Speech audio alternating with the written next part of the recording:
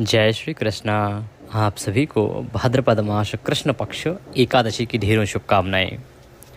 प्रिय भक्तों, आज के इस वीडियो में हम बात करेंगे कि भादों के महीने की एकादशी कब है, इस एकादशी का क्या नाम है, व्रत किस दिन करना चाहिए, एकादशी कब से कब तक रहेगी, पूजा का मुहूर्त क्या रहेगा, इसके अतिरिक्त व्रत का पूजन कैसे करना है, क्या विधि है, क्या नियम है, किन गलतियों को नहीं करना है, क्या करने से बचना है, पारण कब होगा, पारण किस प्रकार से होगा, साथ ही बताएंगे आपको कि ये एकादशी का व्रत करना क्यों चाहिए, क्या महत्व है, इस आने वाली एकादशी और अन्य एकादशियों में क्या अंतर है। इस प्रकार आने वाली एकादशी के विषय में आपको संपूर्ण जानकारी इस वीडियो के माध्यम से प्रदान की जाएगी। जानकारी आरंभ करते हैं, उससे पहले आपसे निवेदन है कि जानकारी यदि थोड़ी सी भी अच्छी लगे तो एक बार लाइक अवश्य कर दीजिएगा। आपका एक लाइक हमारे लिए बड़ा महत्वपूर्ण होता है। अपने व्रत की सफलता के लिए और भगवान श्री हरि का आशीर्वाद प्राप्त करने के लिए कमेंट बॉक्स में अवश्य लिखिएगा जय श्री हरि या ओम नमो भगवते वासुदेवाय। आप देख रहे हैं देवभूमि ज्योतिष संस्थान का प्रतिष्ठित यूट्यूब चैनल देवभूमि धार्मिक। हम यहाँ पर सभी व्रत और त्योहारों की सही शास्त्रीय जानकारी प्रदान करते हैं। ज्योतिष शास्त्र और पंचांग के आधार पर आपको बताते हैं कि कौन सी तिथि कब है, व्रत आदि कब करना है, क्या विधि है, क्या नियम है, क्या गलतियां आपको नहीं करनी है। सही कथाएं तथा महात्म्य आपको सुनाते हैं। यदि आप चाहते हैं कि सही जानकारियां और सही कथाएं आपको समय से मिलती रहें तो कृपया चैनल को अभी सब्सक्राइब कीजिए और बेल आइकन को प्रेस कीजिए। जब आप सब्सक्राइब का बटन दबाएंगे तो वहाँ एक घंटी का निशान बना हुआ आएगा, उस घंटी के निशान को अवश्य दबाइएगा, तभी आपको हमारे सारे वीडियो प्राप्त होंगे, अन्यथा आपसे जानकारी छूट जाएगी। आइए प्रिय दर्शकों, अब जानकारी आरंभ करते हैं, बात करते हैं आने वाली एकादशी की। प्रिय भक्तों, ये भाद्रपद मास है और भाद्रपद मास के कृष्ण पक्ष की जो एकादशी तिथि आती है उसका नाम होता है अजा एकादशी। अजा एकादशी सभी एकादशियों में एक महत्वपूर्ण एकादशी है, क्योंकि ये धन, संपत्ति और वैभव देने वाली है, राजकाज देने वाली है, राजा बनाने वाली है। कोई वस्तु आपसे छिन गई है, दूर चली गई है तो उसे पुनः प्राप्त कराने वाली है। बड़ी महिमा है इस एकादशी की। इस एकादशी का व्रत सर्वप्रथम राजा हरिश्चंद्र ने किया था। राजा हरिश्चंद्र के विषय में आप जानते होंगे, सत्यवादी राजा हरिश्चंद्र। जो भी पुरानी जनरेशन के लोग हैं वो सब जानते हैं। आज की युवा पीढ़ी में हो सकता है कि कुछ लोगों को जानकारी कम हो इस विषय में। तो सत्यवादी राजा हरिश्चंद्र जब अपने इतने बड़े राज वैभव सबको खो देते हैं और दर दर की ठोकरें खाने को मजबूर हो जाते हैं, जंगल में समय बिताने को मजबूर हो जाते हैं, तब उनकी भेंट ऋषि गौतम से होती है। ऋषि गौतम उनसे मिलते हैं, राजा की दशा देखकर बड़े दुखी होते हैं और तब राजा को बताते हैं कि हे राजन, आने वाले भाद्रपद मास के कृष्ण पक्ष की एकादशी आ रही है, उसका नाम है अजा एकादशी। तुम मेरी बताई हुई विधि से उस अजा एकादशी का व्रत करो, पूजन करो। इसके प्रभाव से तुम्हारे सारे संकट कट जाएंगे, तुम्हें धन मिलेगा, वैभव मिलेगा और पुनः तुम अपने पूरे राज्य, पुत्र, स्त्री आदि सबको प्राप्त कर लोगे। इस प्रकार जब ऋषि गौतम ने उन्हें बताया तो ऋषि गौतम की बात को सुनकर वो बड़े ही आश्चर्यचकित हुए, उन्हें प्रणाम किया और जैसे ही यह एकादशी आई, राजा हरिश्चंद्र ने सभी नियमों का पालन करते हुए 3 दिन का यह अनुष्ठान किया, व्रत किया, पूजन किया, पारण किया। और इस व्रत, पूजन, पारण के प्रभाव से उसके सभी दुख दूर हो गए। राजा हरिश्चंद्र को पुनः वही सत्ता प्राप्त हो गई, स्त्री, पुरुष, पुत्र आदि सब उसे पुनः प्राप्त हुए और वह वैभवशाली राजा पुनः स्थापित हुआ। इस प्रकार से इस एकादशी का महत्व है और तभी से यह एकादशी प्रचलित है। इस एकादशी का प्रचलन बढ़ने से लोगों ने इसका व्रत किया और अनेक लोगों को इसका लाभ हुआ। प्रिय दर्शकों, इस एकादशी का लाभ लीजिए, व्रत कीजिए। आप जो भी प्राप्त करना चाहते हैं, जब आप व्रत पूजन संकल्प करेंगे, उस संकल्प में भगवान से उसका निवेदन कीजिए, भगवान नारायण अवश्य ही उसको पूरा करेंगे। आइए अब बात करते हैं कि ये एकादशी का व्रत करना कैसे है, क्या इसकी विधि होनी चाहिए, क्या इसके नियम होने चाहिए। प्रिय भक्तों, एकादशी व्रत जो है वो साधारण व्रत नहीं है। ये एक त्रिदिवसीय अनुष्ठान है, 3 दिन का अनुष्ठान है जो दशमी तिथि से नियम आरंभ होते हैं। इसमें अगले दिन व्रत होता है और व्रत के अगले दिन पारण होता है। तो ये 3 दिन का अनुष्ठान होता है। व्रत के एक दिन पहले आपको कुछ नियम धारण करने होते हैं और ये सभी एकादशियों के लिए है। ऐसा नहीं कि केवल अजा एकादशी का ही 3 दिन का विधान है, सभी एकादशियों का विधान 3 दिन का ही है और सबकी पूजा विधि भी अलग है। कुछ नियम ऐसे हैं जो सभी पर लागू होते हैं और कुछ नियम ऐसे हैं जो प्रत्येक एकादशी के अलग अलग होते हैं। तो एकादशी की अगर हम बात करें तो ये जो एकादशी है अजा एकादशी, इस एकादशी के दशमी तिथि के नियमों की बात करते हैं कि व्रत के एक दिन पहले कैसे आप नियम आरंभ करेंगे और कौन से नियम आपके व्रत वाले दिन के होंगे, कौन से पारण वाले दिन के। तो व्रत के एक दिन पहले दशमी तिथि के जो नियम हैं उनमें कुछ वस्तुओं का त्याग कहा गया है। उन वस्तुओं को त्याग कर देना चाहिए। सबसे पहले कांसे की वस्तु का त्याग कहा गया है। किसी भी एकादशी के एक दिन पहले ही आपने कांसे के पात्र का त्याग कर देना है। कांसे की वस्तु का प्रयोग नहीं करेंगे, चाहे आप एकादशी का व्रत कर रहे हैं चाहे नहीं कर रहे हैं। एकादशी व्रत वाले दिन, व्रत के अगले दिन और एक दिन पहले अगर आप भगवान को भोग लगाते हैं कांसे के पात्र में, बहुत सारी हमारी माताएं बहनें आज भी कांसे के पात्र से भोग लगाती हैं भगवान को, पवित्र धातु है इसलिए। लेकिन भगवान को भी भोग नहीं लगेगा, स्वयं भी ग्रहण नहीं करेंगे, प्रयोग ही नहीं करना कांसे का दशमी, एकादशी, द्वादशी को। दूसरा शहद, मधु अर्क जो है उसका भी प्रयोग नहीं करेंगे आप मधु अर्क का, क्योंकि शहद जो है ना वो वर्जित है। दशमी, एकादशी, द्वादशी पर शहद वर्जित है। ध्यान दीजिएगा कि शहद का प्रयोग भूल के भी एकादशी पर ना हो। आप भगवान को जो पंचामृत बनाते हैं ना, जो पंचामृत बनेगा पूजन में, उसमें भी शहद का प्रयोग नहीं करेंगे। उसके स्थान पर क्या डालना है आगे जब हम पंचामृत बनाएंगे तो वह आपको बताएंगे। तो शहद का प्रयोग भी नहीं करना है 3 दिन। मसूर की दाल का त्याग भी एक दिन पहले कहा गया है। जो व्रत कर रहे हैं, जो व्रत नहीं कर रहे हैं, किसी को भी मसूर की दाल नहीं खानी चाहिए, ना तो एकादशी के दिन, ना एकादशी के एक दिन पहले और ना ही पारण वाले दिन। बैगन का त्याग कहा गया है। बैगन की सब्जी नहीं बनानी चाहिए और मूली की सब्जी भी नहीं बनानी चाहिए। हरी पत्तेदार सब्जियां, चने का साग, ये भी आपको नहीं ग्रहण करना है। ये नियम हैं जिनका आपको ध्यान रखना है, जिनका आपको अवश्य पालन करना है। जो व्रत कर रहे हैं एक दिन पहले इन नियमों को धारण करेंगे, ध्यान दीजिएगा। इन नियमों को धारण करते हुए एकादशी के दिन आप सूर्योदय से पहले उठ जाइएगा। उठने के बाद स्नान आदि कीजिए। स्नान आदि से निवृत्त होके स्वच्छ वस्त्र धारण कीजिए।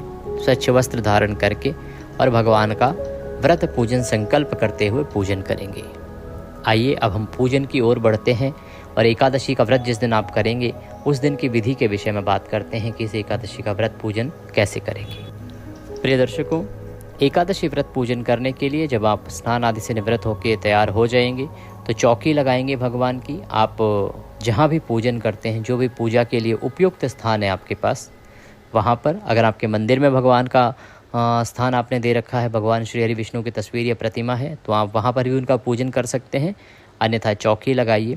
सामग्री एक बार नोट कर लीजिए, क्या क्या सामग्री है उसको समय से एकत्र कर लीजिएगा। एक दिन पहले ही जो सामग्री ना हो वो ले आइएगा। आपके पास होने चाहिए भगवान श्री हरि की तस्वीर या प्रतिमा, स्थापित करने के लिए चौकी, उस पर बिछाने के लिए पीला वस्त्र हो तो उत्तम है, अन्यथा लाल ले लीजिएगा। रौली, मौली, पान, सुपारी, लौंग, इलायची, धूप, दीप, नैवेद्य, फूलों की माला, इत्र, जनेऊ, यज्ञोपवीत जिसे कहते हैं, जनेऊ। पंचामृत बनाने के लिए कच्चा दूध, दही, घी, शहद के स्थान पर गंगाजल। शहद प्रयोग नहीं होगा, फिर बताऊँ आपको। शहद के स्थान पर गंगाजल और शक्कर, ये 5 चीज़ों से पंचामृत बनेगा, ये 5 चीज़ें। इसके अतिरिक्त एक तांबे का लोटा। ये सारी पूजा सामग्री है जो आपने एकत्र करनी है। ये सब पूजा सामग्री एकत्र कीजिए और आसन लगा के उत्तर दिशा की ओर मुख करके बैठ जाइए। तांबे का जो लोटा है उसमें पहले गंगाजल भरिए, फिर उसमें शुद्ध जल भरिए और अब हम पूजन की ओर आगे बढ़ेंगे। सबसे पहले भगवान की स्थापना करेंगे, तो चौकी लीजिए, चौकी पर भगवान को विराजमान कीजिए। पहले उस पर वस्त्र बिछाइए, चौकी पर चौकी लगाइए, वस्त्र बिछाइए, पीला है तो पीला, लाल है तो लाल। उसके ऊपर भगवान श्री हरि विष्णु की तस्वीर या प्रतिमा को स्थापित कीजिए। उनके सामने घी का दिया रखिए, धूप रखिए। भगवान की स्थापना करने के बाद अपने सीधे हाथ में जल लीजिए और हाथ धो लीजिए। हस्तो प्रक्षालनम। एक एक चम्मच जल अपने सीधे हाथ पे आप लेंगे और एक एक मंत्र पर उसे ग्रहण करेंगे, क्योंकि पहले आपको पूजा के योग्य होना होता है, उसके बाद ही आप भगवान का पूजन करते हैं। ओम माधवाय नमः। एक चम्मच जल अपने सीधे हाथ पे लीजिए और पी जाइए। ओम केशवाय नमः। जल लीजिए, पी जाइए। ओम नारायणाय नमः। सीधे हाथ पे जल लीजिए, ग्रहण कीजिए। ओम ऋषिकेशाय नमो नमः। हाथ पे जल लीजिए और हाथ धो लीजिए। हाथ धोने के बाद सभी सामग्री को और सभी स्थान को शुद्ध करेंगे जहाँ बैठकर आप पूजन कर रहे हैं। सामग्री जो आप भगवान को अर्पित करने वाले हैं, क्योंकि भगवान को अर्पित करने से पहले वो सामग्री भिन्न भिन्न हाथों से भिन्न भिन्न अवस्थाओं से गुजरी है, तो इसीलिए उसको शुद्ध करना आवश्यक होता है।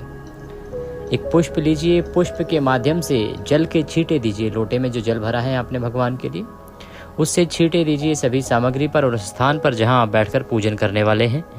ओम पवित्र हो अपवित्र वांग सर्वांग वस्तांगतोपि वाम यह स्मरेत पुंडरीकाक्षं सवयंतरः शुचिः। ओम पुंडरीकाक्षः पुनातुः पुंडरीकाक्षः पुनातुः पुंडरीकाक्षः पुनातुः। इस प्रकार से जल छींटे देके आपने स्थान को शुद्ध किया, पवित्र किया, सामग्री को शुद्ध किया है। अब हम दीपक को प्रज्वलित करेंगे, धूप को प्रज्वलित करेंगे और व्रत पूजन का संकल्प करेंगे। संकल्प एक आवश्यक प्रक्रिया है जो आपको अवश्य करनी चाहिए। बिना संकल्प के व्रत पूजन फल आपको सही प्रकार से प्राप्त नहीं होता है। संकल्प को इस प्रकार से समझिए कि एक प्रकार का बही खाता है आपका।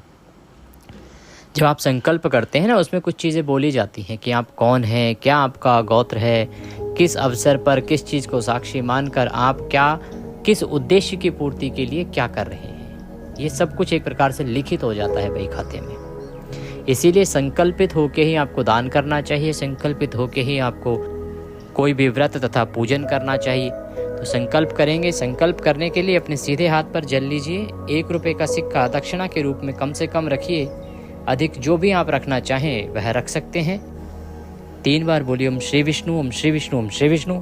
अपना नाम, अपना गोत्र, जिस स्थान पर बैठकर संकल्प कर रहे हैं वहाँ का मकान नंबर, क्षेत्र का नाम, शहर का नाम, भाद्रपद मासे कृष्ण पक्षे एकादश्यायाम पुण्यतिथियो आयु आरोग्यता प्राप्त्यार्थाय, सुख संपत्ति प्राप्त्यार्थाय, धनलक्ष्मी प्राप्त्यार्थाय एकादशी व्रत पूजन संकल्पम संकरिष्ये। बोले सौ श्री विष्णु शरणौ शरणम प्रपद्ये। और यह संकल्प भगवान के चरणों में अर्पित कर दीजिए। संकल्प करने के बाद अब हम भगवान का पूजन आरंभ करेंगे। आपने जो तस्वीर स्थापित की है तो उनके सामने एक पात्र, कोई कटोरी आदि रख दीजिए, उसमें आप पूजा की सामग्री अर्पित कीजिएगा। इसका लाभ ये होगा कि आप जब भगवान का पूजन करेंगे और वो सामग्री उसमें अर्पित करेंगे तो वो इधर उधर फैलेगी नहीं। जल आदि जो अर्पित किया जाएगा भगवान को पैरों में नहीं आएगा, फैलेगा नहीं। आइए सबसे पहले भगवान को पद्य, फिर अर्घ्य, फिर आचमनी कराया जाता है। पद्य से अभिप्राय होता है पद प्रक्षालन। अब भगवान को एक एक चम्मच जल एक एक मंत्र पर आप सामने रखे पात्र में अर्पित कीजिएगा। भाव रखिएगा कि भगवान को आप पद्य, अर्घ्य और आचमनी करा रहे हैं। ओम भूर्भुवस्सुः श्री वासुदेवाय नमः। भाद्रपद कृष्णा एकादशी व्रत पूजन अंतर्गते श्री हरि विष्णु निमित्तार्थाय पद्यम समर्पयामि। पद्य के रूप में 1 चम्मच जल लीजिए, भगवान को अर्पित कीजिए। अब भगवान को अर्घ्य अर्पित करेंगे। ओम भूर्भुवस्सुः श्री वासुदेवाय नमः। अर्घ्यम समर्पयामि। अर्घ्य के रूप में 1 चम्मच जल अब आप भगवान को अर्पित कीजिए। अर्घ्य के बाद आचमनी कराया जाता है। ओम भूर्भुवस्सुः श्री वासुदेवाय नमः। आचमनिम समर्पयामि। आचमनी के रूप में 1 चम्मच जल भगवान को अर्पित कीजिए। पद्य, अर्घ्य, आचमनी कराने के बाद भगवान को स्नान कराएंगे। स्नान कराने के लिए 1 चम्मच जल अर्पित कीजिएगा। ओम भूर्भुवस्सुः श्री वासुदेवाय नमः। स्नानम जलम समर्पयामि।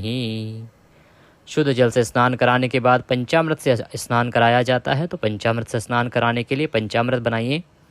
पंचामृत में आपके पास होना क्या चाहिए? कच्चा दूध, दही, घी, शहद के स्थान पर गंगाजल और शक्कर।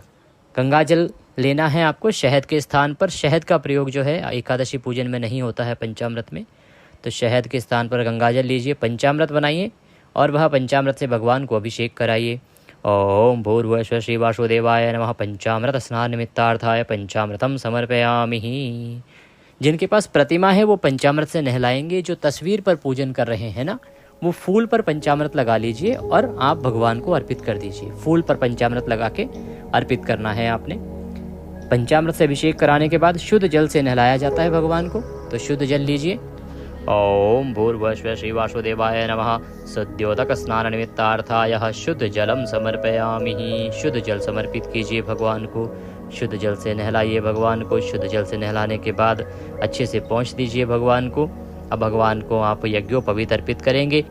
यज्ञोपवीत अर्पित करने से पहले यज्ञोपवीत को हल्दी में या तो फिर रौली लगा लीजिए, रौली कुमकुम आदि से तिलक कीजिए और उसके बाद आप यज्ञोपवीत अर्पित कीजिएगा। ओम भूर्भुवस्सुः श्री वासुदेवाय नमः। यज्ञोपवीतम समर्पयामि।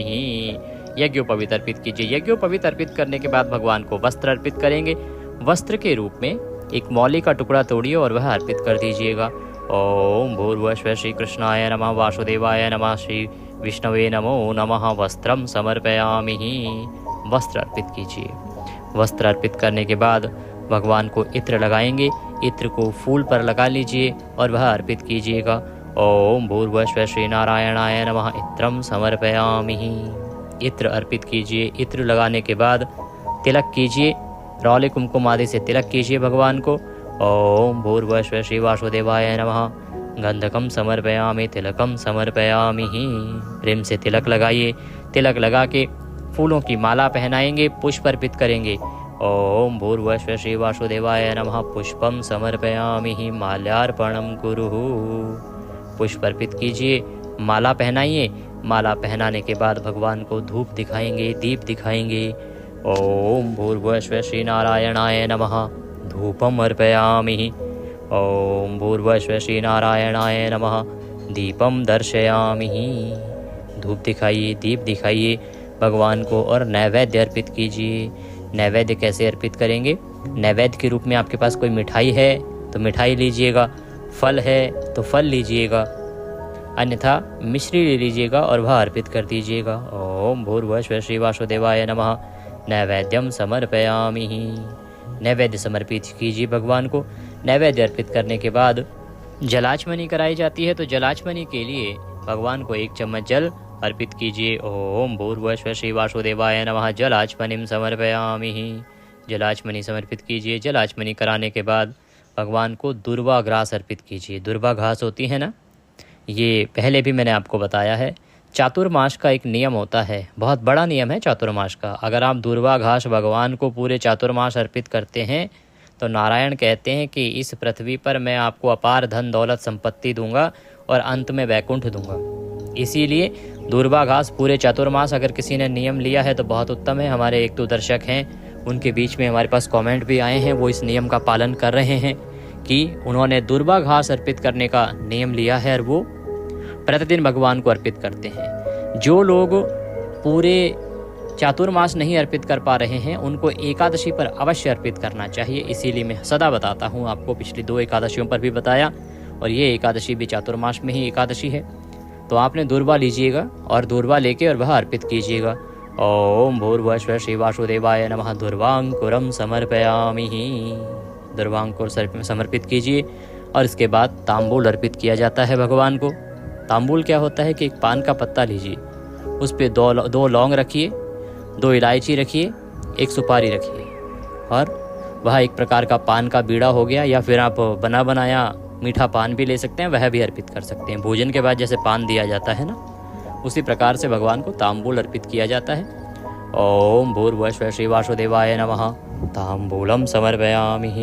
तांबूलम पूंगी फलम शुभ दक्षिणायाम शुभदो वरदो भवः। अब जो भी दक्षिणा आप भगवान को चढ़ाना चाहते हैं वह दक्षिणा अर्पित कीजिए और हाथ जोड़ के भगवान को नमस्कार कीजिए। इस प्रकार से आपने पूजन किया है। पूजन करने के बाद आपने एकादशी की कथा सुननी है। जो आने वाली एकादशी है उसका नाम है अजा एकादशी। अजा एकादशी की व्रत कथा सुनेंगे। एकादशी की व्रत कथा सुनने के साथ आप विष्णु सहस्त्र नाम का पाठ अवश्य सुनिएगा। हम दोनों ही पाठ और कथा आपके लिए अपलोड करेंगे, तो आप कथा भी सुन लीजिएगा और पाठ भी, विष्णु सहस्त्र नाम भी सुन लीजिएगा। एक ही वीडियो में हम दोनों अपलोड कर देते हैं, उससे आपको लाभ होता है, आपके समय की बचत होती है। चैनल पर यदि आप नए हैं तो सब्सक्राइब कर लीजिए, क्योंकि हम त्यौहार के अनुसार आपको कंटेंट देते हैं, त्यौहार के अनुसार आपको बताते हैं कि इस त्यौहार पर क्या सुनना है और क्या आपके लिए सुविधाजनक रहेगा, जिससे कि आपको इधर उधर ज़्यादा ढूंढना भी नहीं पड़ता और आपके त्यौहार में जो ज़रूरत की चीज़ें हैं वो एक ही वीडियो में आपको मिल जाती हैं, सही मिल जाती हैं और सही जानकारियाँ मिल जाती हैं। तो यदि आप सभी व्रत और त्योहारों की सही जानकारी पाते रहना चाहते हैं तो ये एक प्रतिष्ठित ज्योतिष संस्थान का चैनल है। यहाँ हम जो पंचांग में लिखा है, पुराणों में लिखा है, वही बताते हैं। तो चैनल को सब्सक्राइब कर लीजिए, और जब आप सब्सक्राइब का बटन दबाएंगे तो एक घंटी का निशान भी वहाँ पे बना हुआ होगा, बेल का निशान, उसे ज़रूर दबाइएगा, तभी आपको हमारे वीडियो मिलेंगे। अन्यथा सब्सक्राइब तो कर लेते हैं बहुत सारे दर्शक, फिर उनकी शिकायत होती है कि पंडित जी आपके वीडियो नहीं आते हैं। जब तक आप बेल आइकन को नहीं दबाते, घंटी के निशान को नहीं दबाते ना, तब तक आपको वीडियो नहीं दिखते हैं। तो आप घंटी के निशान को अवश्य दबाइए, उसके बाद आपको जैसे ही हम वीडियो डालेंगे सीधा आपके स्क्रीन पर आ जाएगा। तो कथा सुनिएगा, कथा सुन के विष्णु सहस्त्र नाम का श्रवण कीजिएगा।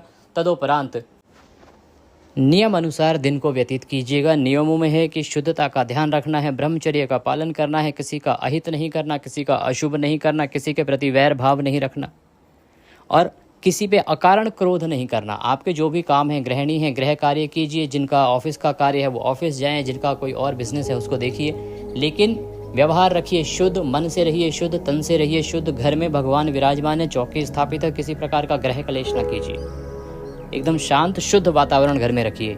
लहसुन प्याज आदि भी यदि अन्य लोग भी ना प्रयोग करें तो सर्वोत्तम रहेगा। इस प्रकार से दिन को व्यतीत कीजिए। सायंकाल को कीर्तन कीजिएगा, कीर्तन का बड़ा फल है। कीर्तन यदि मंदिर जा पाएँ तो बहुत उत्तम है, ना जा पाएँ कहीं, क्योंकि सभी जगहों पर ना तो मंदिर है, ना सभी मंदिरों में शाम को कीर्तन होते हैं, तो आपके लिए एक कीर्तन का वीडियो अपलोड करते हैं जिसमें 3-4 पाठ एक साथ होते हैं। उनको अगर आप सायंकाल को श्रवण कर लेंगे तो आपको कीर्तन का फल भी प्राप्त हो जाएगा, तो वह श्रवण कीजिएगा। रात्रिकाल को जागरण की महिमा है। बात करते हैं कि व्रत खोलना कैसे होता है। देखिए, व्रत जो है ना, ये फलाहारी किया जाता है, अन्न इसमें ग्रहण नहीं किया जाता। नमक और मिर्च का प्रयोग वर्जित है पूर्णतः से, तो ध्यान रखिएगा। अन्न नहीं खाना, नमक नहीं खाना, मिर्च नहीं खाना, फलाहारी व्रत रखना है।